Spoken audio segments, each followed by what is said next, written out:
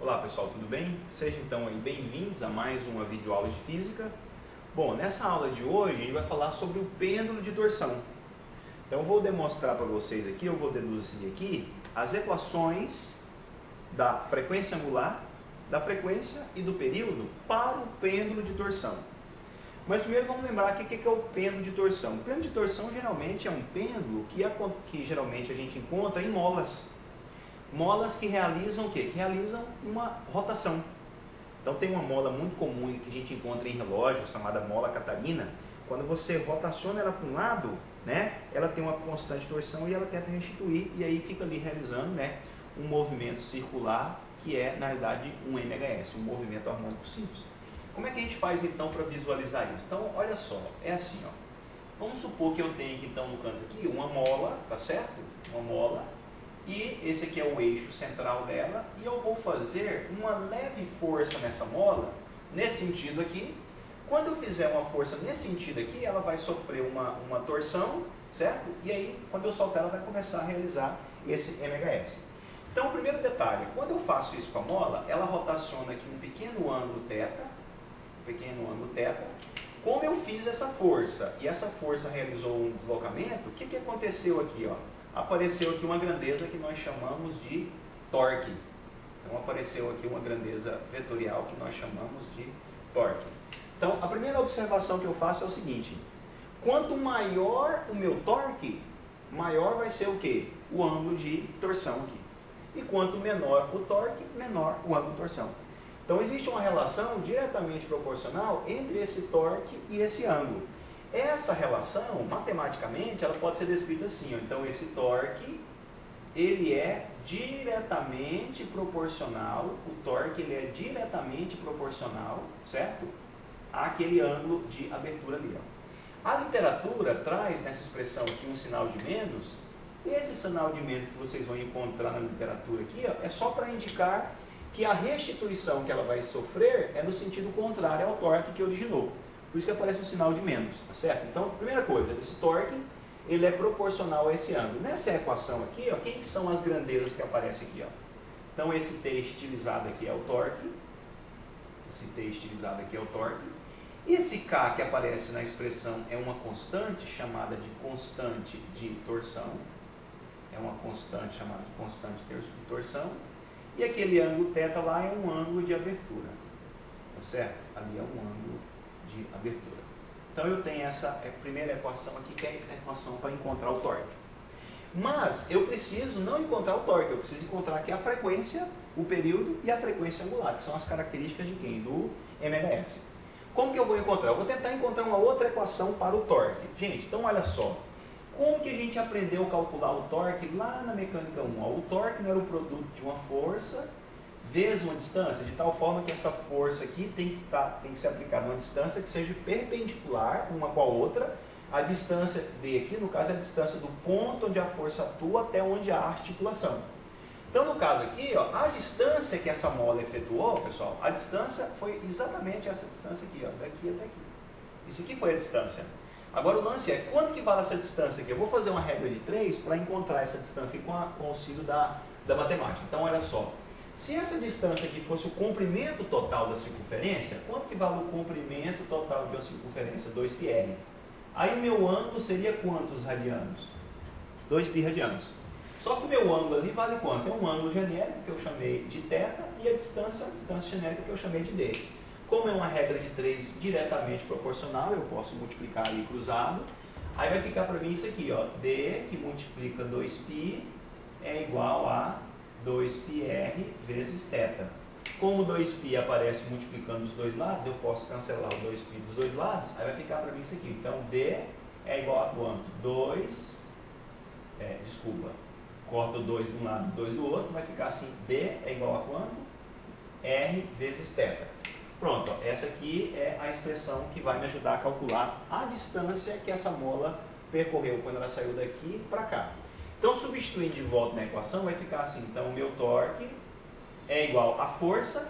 Gente, aqui só tem uma força atuando na minha mola. Se só tem uma força atuando na minha mola, essa única força que atua é a força resultante. Então, eu já vou abrir a equação aqui, ó. Então, se essa única força que atua é a resultante é a massa vezes a aceleração. Essa distância eu descobri quanto que ela vale quanto? Ó, R vezes θ. Então, ficou para mim essa expressão aqui, massa vezes aceleração vezes R vezes θ. Agora é o seguinte, como eu tenho essa equação aqui, se eu quiser, eu posso multiplicar essa equação por 1? Posso. Se eu multiplicar por 1, não acontece nada. E quem que é 1? O 1, no caso aqui, eu vou chamar de R por R. Então, R dividido por R é 1. Eu posso multiplicar, isso aqui não vai alterar a minha equação. A minha equação vai se transformar nisso aqui. Então, o torque é igual a massa vezes, ó, R vezes R, R ao quadrado, vou trazer o R ao quadrado para cá, vezes a aceleração, vezes θ dividido por R. Deixa assim. Agora, quem que é só esse aqui, ó? Isso aqui a gente lembra da física 1, isso aqui é o momento de inércia. É o momento de inércia que eu vou chamar de I. Então vai ficar para mim essa escrita aqui, ó. Então, o torque é igual ao produto do momento de inércia vezes a aceleração vezes θ dividido por R. Pois bem, agora quem que é essa aceleração? Como esse movimento aqui é um movimento circular, a aceleração que o movimento circular possui é a aceleração centrípeta. Vamos ver como é que calcula a aceleração centrípeta? A gente tem lá da mecânica que a aceleração centrípeta é igual a V ao quadrado dividido por quanto? Dividido por R. Só que como é que eu faço para relacionar esse V com a velocidade angular? Aí tem uma relação lá, vocês devem lembrar aí, quem já fez física 1, né? Que V é igual a ômega R. Então, onde tem o V, eu posso botar ômega R. Colocando o ômega R aqui, vai ficar assim para mim, ômega ao quadrado vezes R ao quadrado dividido por quanto? Dividido por R. Posso simplificar aqui um R de cima com um R de baixo. Sobra para mim que a expressão da aceleração centrípeta pode ser o quê? Ômega ao quadrado vezes R. Pronto, ó. Se essa aqui é a expressão da aceleração centrípeta, eu vou voltar lá e vou substituir então, ó. Então a minha expressão do torque vai ficar igual ao momento de inércia vezes a aceleração. Quanto é que vale a aceleração? Ômega ao quadrado vezes R, que multiplica θ sobre R. Como você tem o R em cima com R de baixo, corta, corta. Então sobrou para mim essa expressão aqui. Então torque é igual ao momento de inércia vezes o ômega ao quadrado vezes o θ. Pronto, ó, tem aqui a expressão, uma outra expressão do torque para a rotação. Então, se você tem essa expressão do torque para a rotação e essa primeira e essa expressão que também é uma expressão do torque para a rotação, então se esse torque é igual a esse torque, eu posso igualar essas duas expressões. Quando eu igualar aqui, eu vou tirar o sinal de menos, porque o sinal de menos é só uma indicação que a força aqui ela vai restituir o torque que gerou a rotação. Então, igualando essa expressão do torque com aquela, vai ficar para mim, então, isso aqui, ó, momento de inércia, ômega ao quadrado vezes θ, é igual a quanto? A constante de torção vezes o θ. Como o θ está multiplicando os dois lados, eu posso cortar de um lado e do outro. Isolando vai ficar assim, então, ó, ômega ao quadrado é igual a K sobre I. Portanto, a frequência angular é igual à raiz quadrada da constante de torção sobre o momento de inércia. Pronto, encontrei aqui a primeira equação que caracteriza o meu MHS, que é a equação que possibilita o encontro da frequência angular. Agora que eu conheço a frequência angular, está faltando calcular aqui a frequência e o período. Para você encontrar a frequência e o período, a gente pode usar essa equação aqui, ó. A frequência angular é 2πf ou a frequência angular é 2π sobre t. Qualquer uma dessas duas equações que você usar, tá valendo. Eu vou pegar a primeira, tá? Então, onde tem o ômega, eu vou botar o 2πf. Se eu botar no lugar do ômega 2πf e isolar a frequência, vai ficar assim, a frequência é igual, passo 2π para o outro lado, 1 sobre 2π, que multiplica o quê? Raiz de k sobre i. Pronto, ó, essa aqui é a expressão da frequência.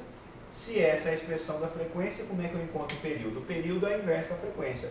Como o período é a inversa da frequência, vai ficar assim então. Então, o período é igual. Basta você inverter essa equação. Então, invertendo aí vai ficar então 2π sobre 1 é 2π. Invertendo de k vai ficar o momento de inércia sobre a constante k. Pronto, gente, está aqui, ó. Encontramos as equações que possibilitam o cálculo da frequência angular, da frequência do período para nosso pêndulo de torção. Uma dica, quando você estiver aí estudando, assistindo a videoaula, vá pausando o vídeo e fazendo as suas anotações que você vai entender ao longo do processo a dedução da equação. Ok? Obrigado, até a próxima. Falou!